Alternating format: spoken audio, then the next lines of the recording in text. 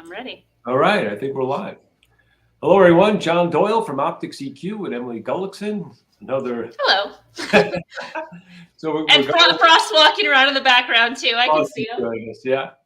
So this is the continuation of our series that we've been following the Kentucky Derby and the 3-year-olds, and now we're up to the Preakness, Emily. So interesting field.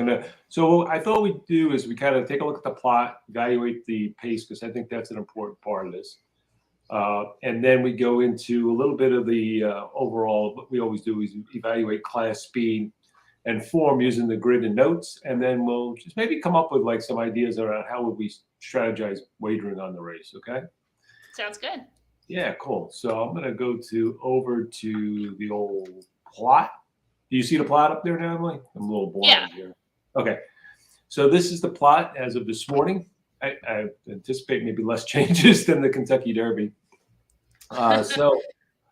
So what we, Emily, when I looked at this, I guess the big thing is there look like two standouts pretty much on the plot in quadrant 1, the 5 and the 8. So from an early pace perspective, the 5 is early voting, the 8 is epicenter, and I guess the 7 is the horse coming in from California.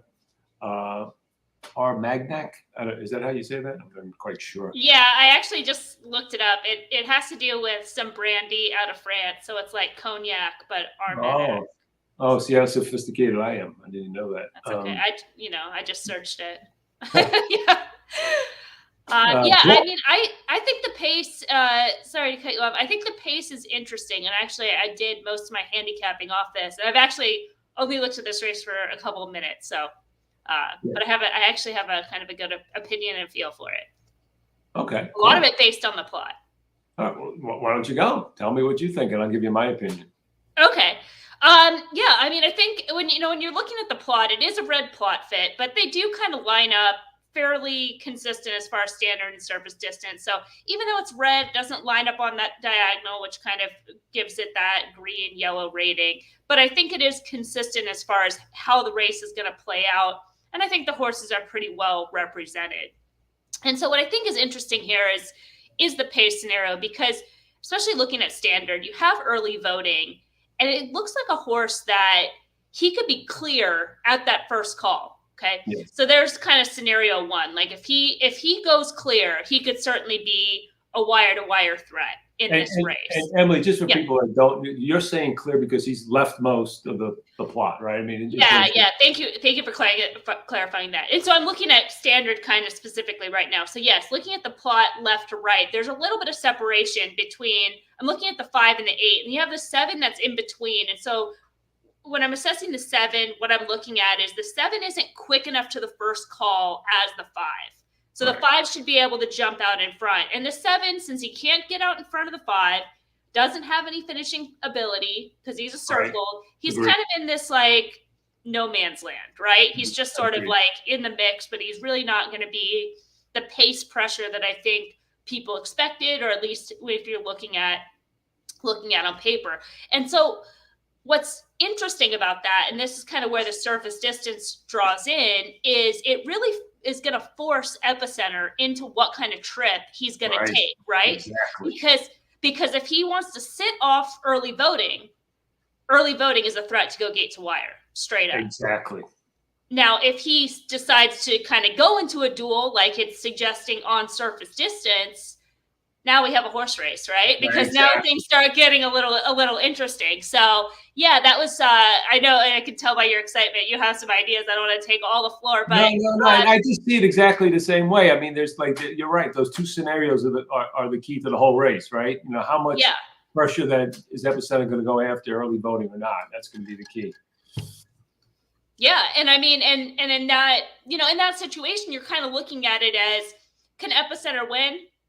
Certainly, but he's going to be a favorite. And in terms of trip, it's not going to be ideal. And he's had ideal trips in the Derby. He had the most ideal trip. We talked about this on the recap, and he's not a Derby horse. Sorry to say, but he had his chance. He lost.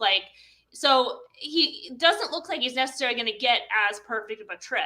Now, if, the scenario where early voting backs up because he regresses, doesn't take to the track, doesn't want to go that far, the layoff, whatever, Epicenter could kind of be right place, right time. But I think if you're playing it in that scenario, I think you could be looking at a scenario where Epicenter could be a little bit softer than he may appear as this big standout, on paper and coming into this race. Right. Because, there's going to be, like you said, he's in a different scenario than the Derby. Like, people said, well, the Derby was a fast pace and he was able to stalk that. But he didn't have to apply pressure to the speed horse in that race, right? He was way behind those horses and set kind of an ideal trip. The other time he stalked, same kind of thing. It was on a soft pace. The one time he really got pressure early, he lost on Lecomte, right?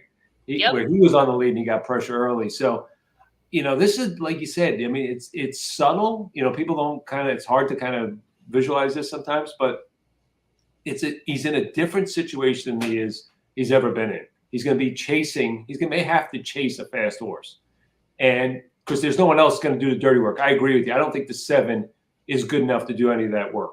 The other thing about the 7, we'll look at it. He doesn't really get out of the gate. The 7. Yeah. Right. No. So he's going to be vulnerable right from the get go. Right. They're going to have to either try to send, and he's not going to. He's going to be at a huge disadvantage because let's face it, this early voting is a fast horse. There's no doubt about that. Yeah, and I think that could be really interesting. I could see one of those like 2 scenarios, like you said, the one where he kind of gets loose, Epicenter, they kind of let him go and they forget to reel him in. The other one where, I could see them 2 almost like dueling and setting it up for somebody from behind. And there's some options there. And some of them are prices, in my opinion, because I think there's going to be a couple that are going to be overplayed. And we can get into that, but I mean, what I'd be looking for, obviously, the circles you don't want any part of.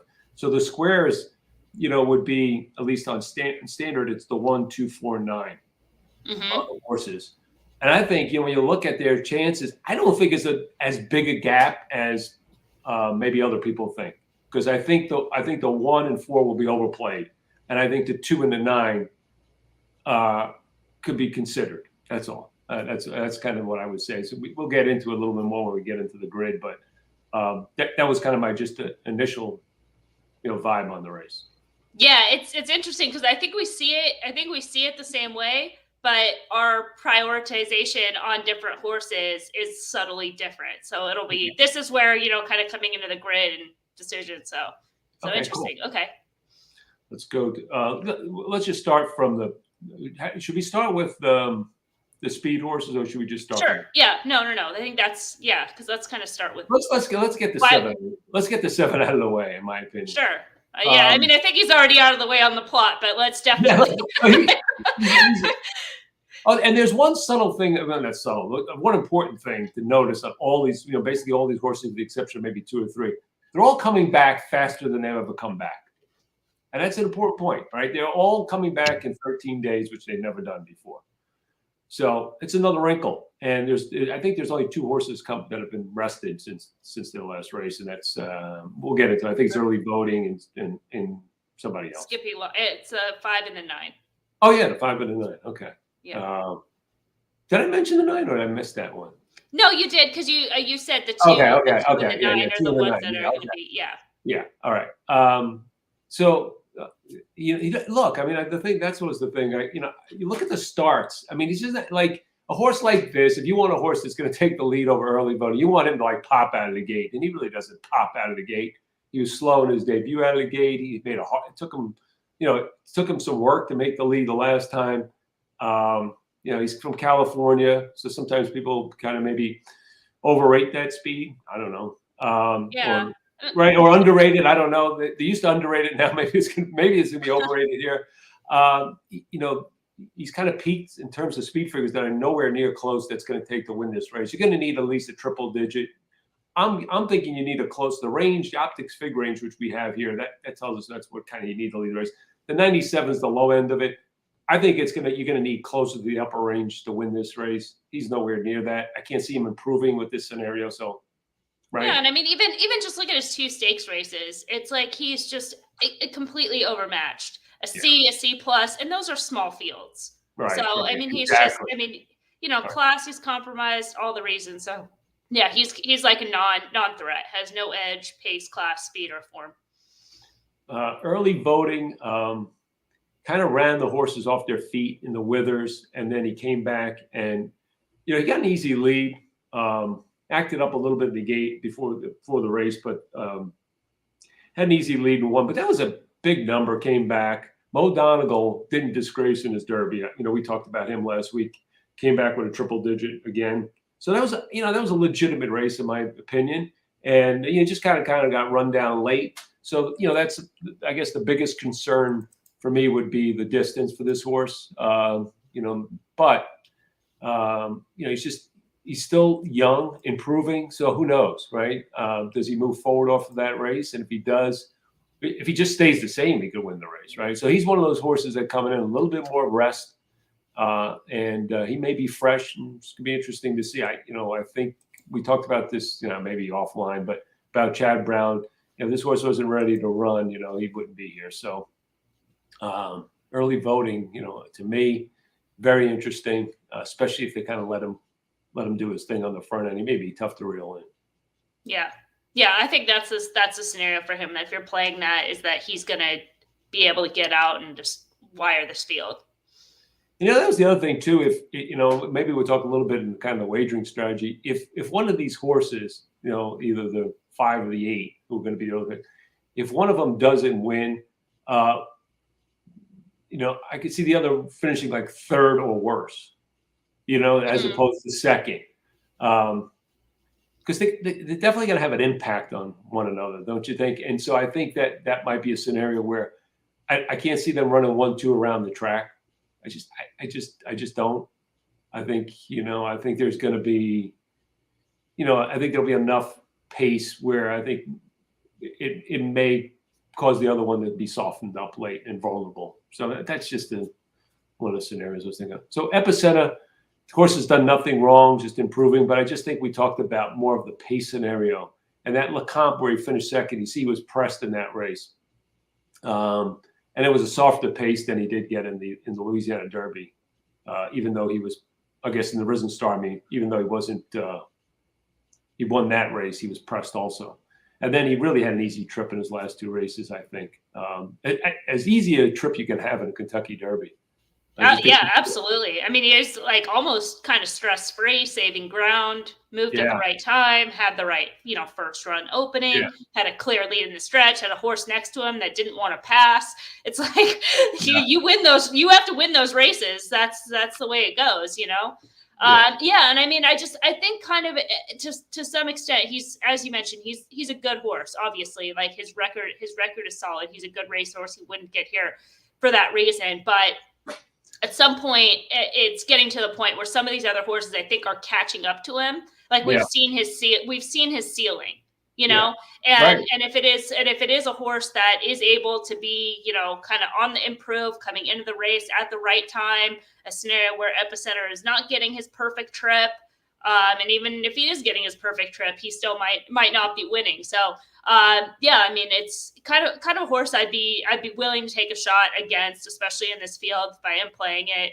And if he wins, no surprise. And so they have him on the lines in the morning line 6-5. I think that's right. I think that's a good assessment. I think where he will be at the end, don't you think? Yeah, I think the line is actually almost pretty spot on. Yeah, really, I couldn't see anything. It's almost like, I mean, if I was doing the Optics Focus, it would be like no edge. Like we're pretty much lined up, Yeah. I thought the 9 was a little high, but I can understand that too. But no, I think it was a great line. I think it was a great one. I don't know who does it, but they did a very good job with it.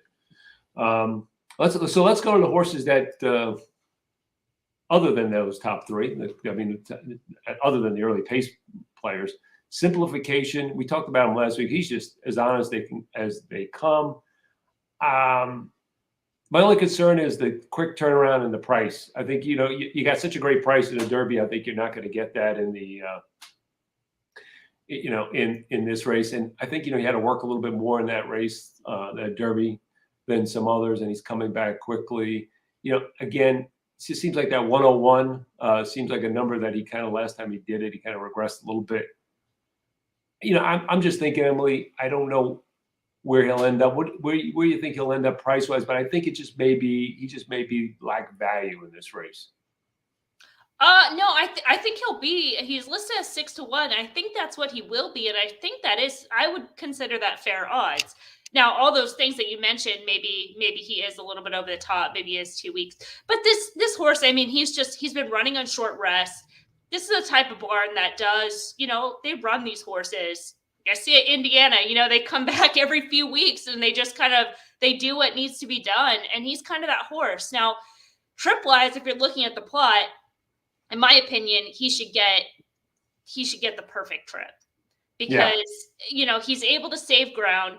He's been able to show speed. Not the best gate horse either, but he could kind of sit speed, especially if there is more of that standard situation. Right. He could be the one that's sitting right behind the 5, 7, 8 saving ground inside out pocket trip.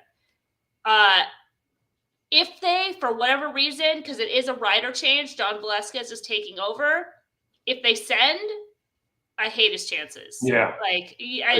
So that would bother me. And I have to engage that scenario so it does come down to fair odds, because he is a horse that has shown speed in the past, and they could be looking at the race we've got to kind of go we've got to kind of go early and try to get the jump on Epicenter, something like that. But John Velasquez picking up the mount, I think it's kind of a live call because Jose Ortiz, who's been aboard, has been with early voting, so it makes sense.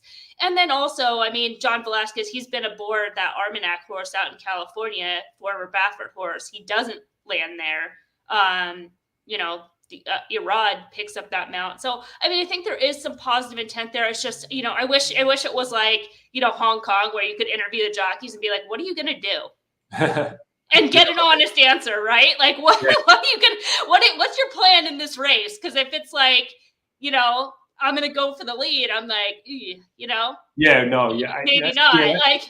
Yeah. That's my concern. My other concern with him is this horse sometimes has trouble at the gate, and I don't like when they're having trouble at the gate and they break inside horses. Get the rail draw. That's another concern. I would hate to see him get kind of shuffled back, dirt in his face, be way behind. That's the other scenario. That's why even at 6-1, I wouldn't like him. I would want more. Maybe that is a little bit too short. I have to, again, I just looked at this race a few minutes ago. Yeah, no, but I think he will be valued because even though he did finish third or fourth in the Derby. That's what it's showing, right? Yeah. So he's fourth in a Derby, but even still, the fact that he was 30-1 last out, it's a 4th place finish, and I think people are looking for that new face. They're not looking for the horse that ran 4th. They're looking for an early voting, a creative minister. These horses that are just these real new shooters. I think he'll be overlooked. I don't think he'll be. I mean, he might be the 4th choice, but I wouldn't be surprised if he's not. Okay. I could see him maybe the same as the 2.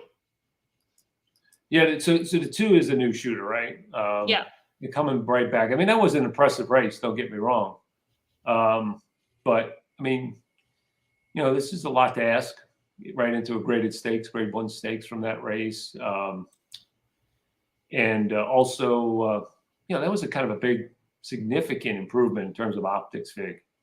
So we're going to expect this horse to kind of run right back 14 days, going longer versus better horses, and this horse is going to either improve on this race or run the same. I don't know. This is a horse that maybe.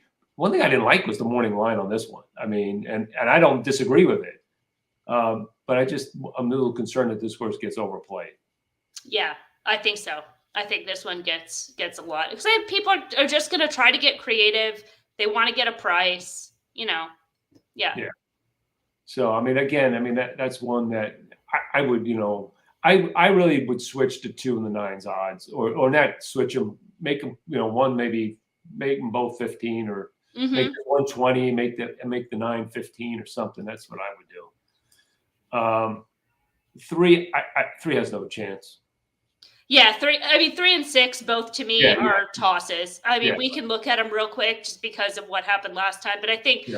both you and I agree. We thought Rich Strike was more of a longer shot to make the race than to win the Yeah, race. yeah. So I mean, but these horses both being in, I mean, they're too slow. They have no pace advantage. No class edge, no improvement. Can't get there. Yeah. If you want to pull up the 6 real quick, we can kind of two birds, one stone. Yeah. I'm just too slow. All right. I mean, yeah. Okay. So 3, 6. So we go to the 4. Okay. Don't you think she'll get overplayed? And here's my assessment. I did this note, by the way, for the Oaks. Okay. And I watched the race, and she's got like one of these really devastating middle moves. She's done it before, right? She did it in the race before. And then she kind of like, I don't know, gets lost, gets tired. I don't know what it is. But, she either knocks people out with it or she doesn't.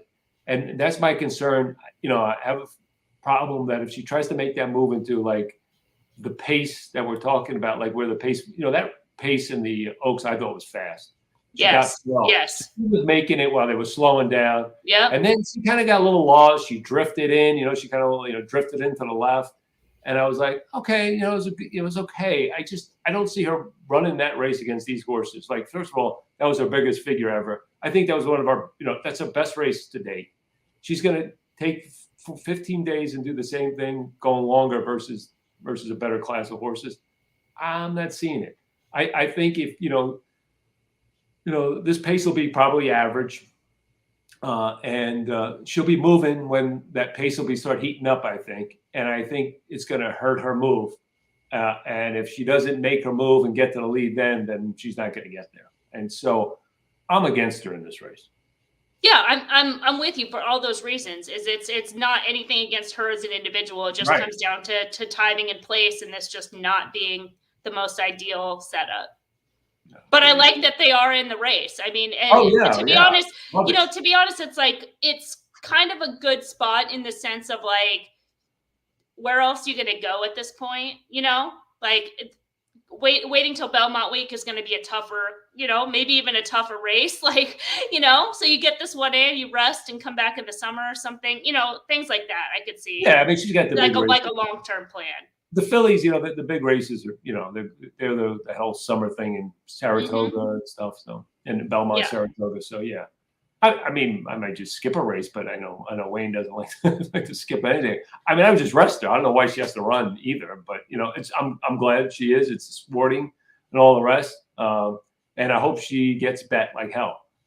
And because what it is, she was kind of overlooked to some extent in the Oaks, and she'll be probably, I mean, she's not going to be the same price she was in the Oaks, but still, she's going to be overplayed, I think, this time based on her last race, and I just think I'm going to be off of her because of that.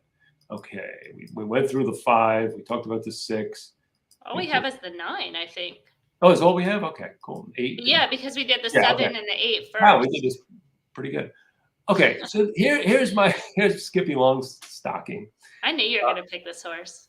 Well, I'm still on the fence. I just think the horse is value. I mean, you look at the plot. Yeah, he's got a good plot, and he kind of. I thought that Woodman World was pretty good, actually. I thought the race was pretty good. This horse, even though the race before kind of got the setup, I thought that race, the horse was solid. There was every reason for that horse to kind of like maybe back up in the stretch, and he didn't. And so, if he kind of gets a similar trip, in those, like we said, epicenter and early voting, really go at it in deep stretch. I could just see this horse just being in a spot to pick him up. And that's kind of what I'm looking at. And when I look at speed figure wise, this horse can compete. He's the other horse that's coming back a little bit more rest than these others. He's kind of got an improving look, plots well. He's a big price. He may even be bigger than that, 20 to 1. And I'm just thinking, why not? I mean, plot people. If you got a horse plotting here, and this horse is going to be like 20 to 1 a much, do you want a piece of this horse? I do. Just think he might be in the trip that you think the 1 will be, and I think he might be the alternative to that horse as far as trip. Yeah, yeah. I mean, I think the 9's trip is a little bit more confirmed than the 1 because the 9 certainly can't make the lead. Like Right, there's no chance that's going to right, happen. So right. he's going to get that stalking trip. And I have no issue with the case that you're making. I think he's rested. He's kind of like simplification in the same way too, that he just tries, he's just kind of one of those horses that always just gives a good effort each time. I don't think he's good enough, but price compensation, Right. you can levy that any way you want. Like I think simplification, he's a better horse, Yes, I timing agree with wise, that. and those issues that might, and if they get caught up early, maybe that goes against him and he doesn't, he doesn't get his race. Then yeah, but I mean, that's kind of the way I see it. I think they're kind of similar in that sense. Could find a similar trip. I think, all things being equal, I think simplification is just a better horse. Yeah. So I mean, from a wagering perspective, you got to see the odds, but I'm 5 over the, not over the 8. I mean, over the 8 in terms of the pace there, not Yeah. betting wise. So I think 5 is going to be more value, and he's a potential win candidate. I'm going to try to kind of like I'm going to try to get the 8 out of at least the exacta.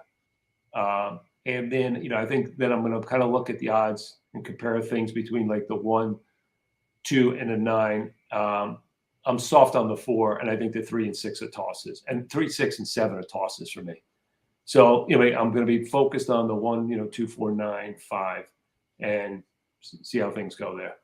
That's kind of, Yeah. I mean, no, I think that's kind of interesting on what you're saying. I'll just kind of like reiterate it and say it sort of in a different way, that you're tossing the 3, 6, and 7, and then you're tossing the 4. So now you're left with 1, 2, 5, 8, 9, right? So correct. now it's like, what combination of those horses am I going to match together to make it worth my while to play, right? Correct. Essentially, Correct. yeah. Excellent. Yeah, excellent. Yeah, I mean, that's how I see it. And again, it all depends on the odds.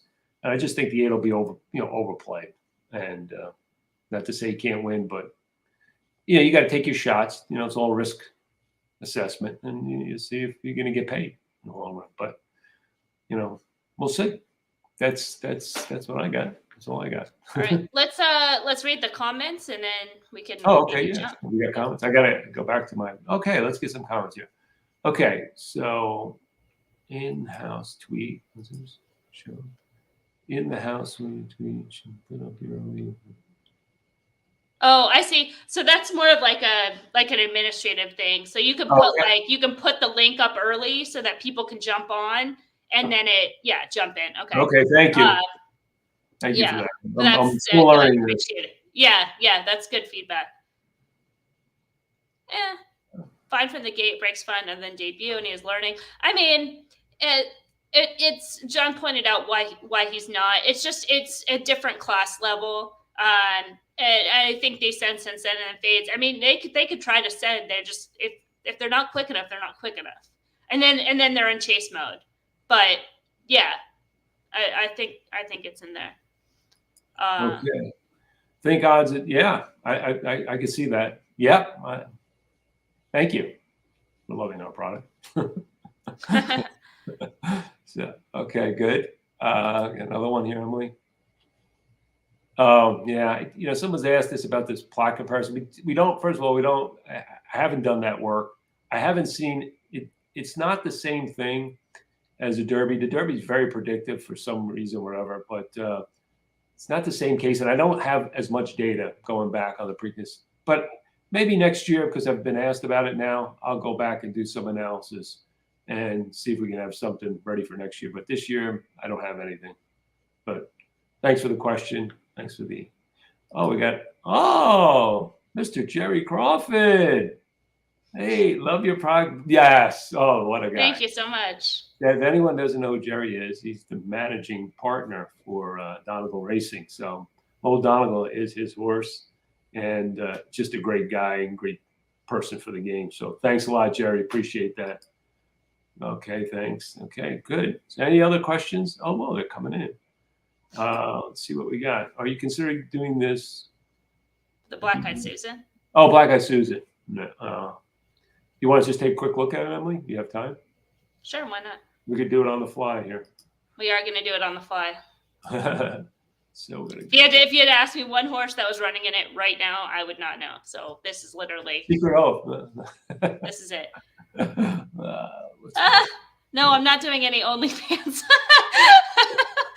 So please subscribe. No, I'm trying to figure out what I want to do. I'm trying to just, have a setback with Frost and Indiana starting up and the regular work that I'm doing. So I'm just trying to focus on that than putting myself too thin in other spots.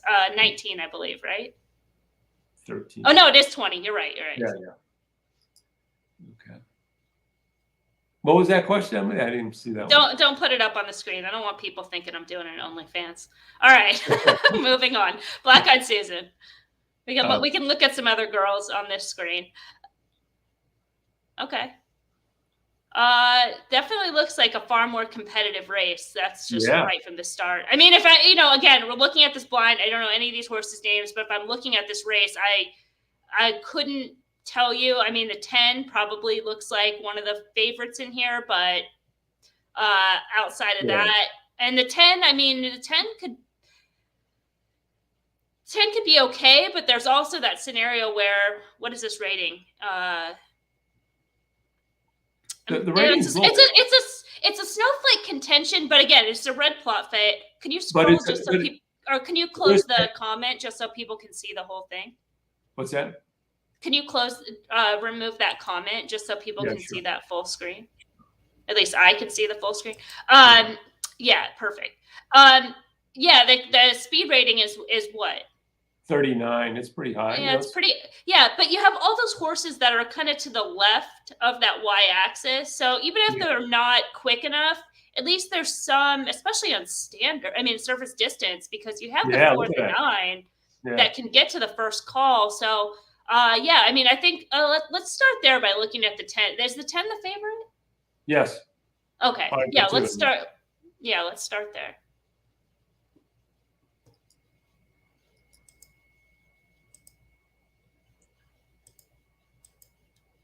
Okay.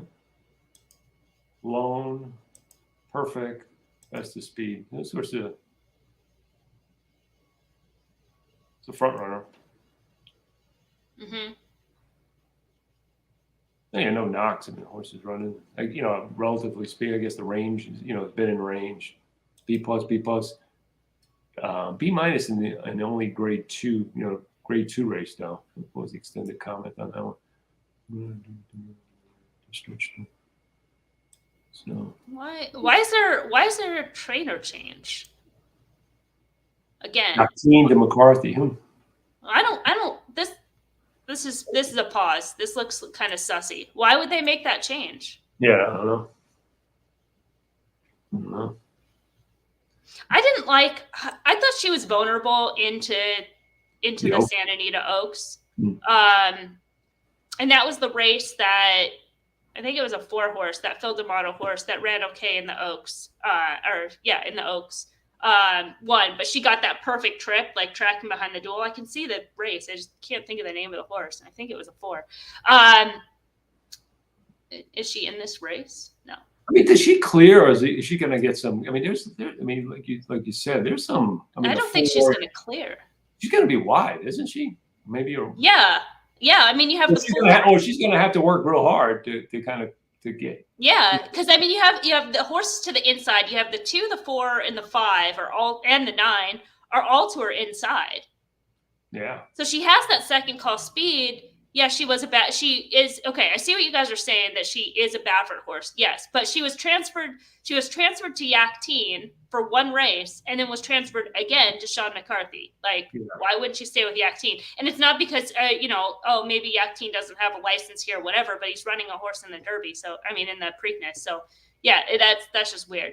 I'm going to have to go back and watch the works. But, she looks a little bit vulnerable. She looks a little bit vulnerable. Yeah. I'd at least be trying to go elsewhere. And then you get all these kind of horses in the middle here. It's an odd plot, that's for sure. Yeah, and then the 6 looks good, but the 6 is coming out of those Laurel races.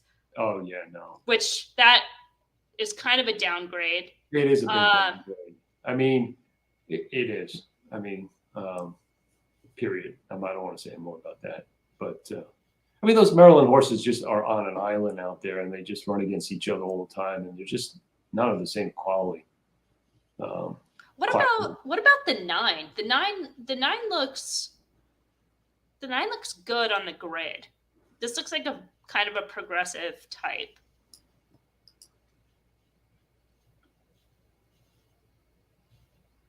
Yeah. You think maybe something, this horse? Well, she ran last year. There was obviously, some positive intent with her. She ran, Yeah. at Belmont Saratoga, ran in a graded stakes race in her second start. She had that setback. She returned from a layoff to go 2 turns for the first time, earned a B+, granted it was a weak race, whatever. But then kind of coming right back, I mean, you could suggest reasonably that there was regression. Yeah, absolutely. Off that race. So she makes another move forward here, and she can run back into the 9s as a contender. What's her odds? She's not going to be six. No, she's going to be second choice probably. Don't you think? Yeah. Who else? 12 maybe. And then there's a kickback on the 13. Oh, and we got to look at the 7 too. 7 looks a lot like the 9. Oh, let me just look at my note here. Sorry. 13. That's okay. Launched first one. Okay. Yeah. Trying to think. This was the race with. Trying to think. This filly's okay. This filly's okay. The 7. This is kind of a tough draw for that filly. This is kind of an improving filly. Put her in a grade 1 in her second race there, huh? Yeah, that's what I'm saying. She looks a lot like the 9. Like there was positive intent for her, had that setback, came back, moved forward. As you mentioned, Chad Brown not running unless it's, a horse that they think has a good shot to win.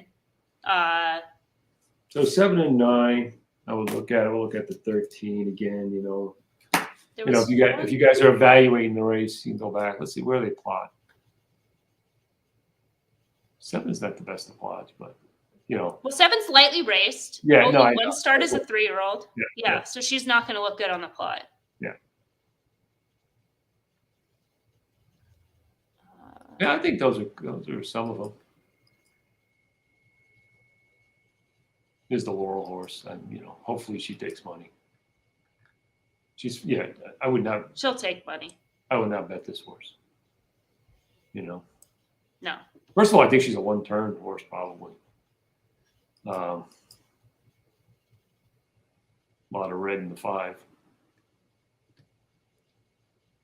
Someone is saying that the long shot is the 3.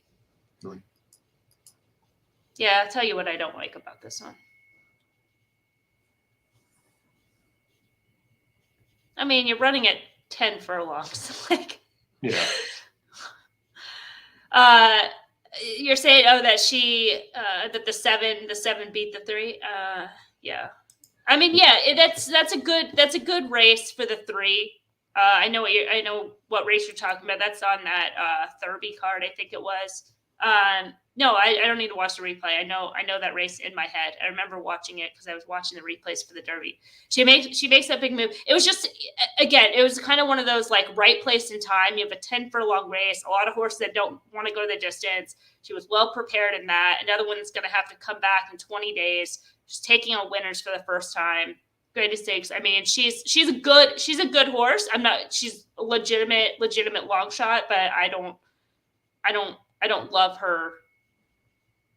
Yeah.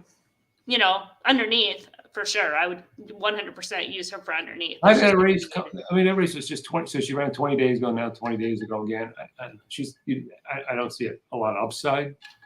Yeah. Coming out of a maiden race, and then like her first 2 races were kind of I mean, to me it looks like the last 2 races pretty much where she should be, like peak wise, and then Yeah. I think she's gonna have to do. What about the one? Because this was a horse that I think both you and I kind of really liked her at Parks, and then she's just like fallen completely. Did she just get like exposed? Like, is she just not? Well, let's see. She had level? an issue. She had an issue, I guess, tactical. Let's see what you put in here. Mild contact was started hold early while not added. Looks to be a slight excuse or okay for turf tougher than. Okay, so the truck. Yeah. So then what happened in New York? Why didn't she run better there? Does she still have a move forward? I guess is what I'm asking. Yeah, she might. I think she might. Trying to remember that Gazelle field. That was the one where there was all those scratches. Venti Valentine had to be the pace setter. Nostalgic came up the inside. Yeah. So maybe she was taken out of a running style there. Could be. Like, because she had to go into the pace. It's a weird race. Well, it's a strong field, though. I would. I think she has a move forward. She has a potential for a move forward, no doubt about it. I'm